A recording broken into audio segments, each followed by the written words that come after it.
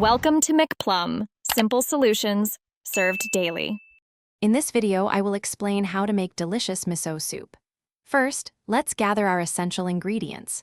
You will need about 4 cups of water, a 4-inch piece of kombu, and a half cup of katsuobushi flakes to create your dashi broth. This savory base is crucial for an authentic flavor. We will also need 1 block of silken tofu, about 4 ounces of wakame seaweed, and 3 tablespoons of miso paste. Once your dashi is ready, it is time to add the solid ingredients. Gently cut 1 block of silken tofu into half-inch cubes. Rehydrate about 4 ounces of dried wakame seaweed in a separate bowl for 5 minutes, then drain it well. You can also add sliced green onions or mushrooms for extra texture and flavor. Bring the dashi to a gentle simmer before adding these components. Now for the star of our soup, miso paste. Choose your preferred type, whether it is white, red, or a blend.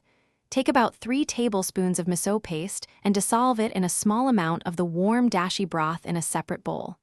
This prevents lumps. Gently stir this mixture into your simmering soup.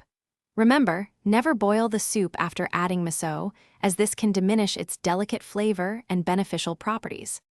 Your delicious homemade miso soup is now ready to enjoy. Ladle it into bowls and garnish with a sprinkle of freshly chopped green onions for a vibrant touch. Feel free to experiment with other toppings like a dash of shichimi togarashi or a few drops of sesame oil.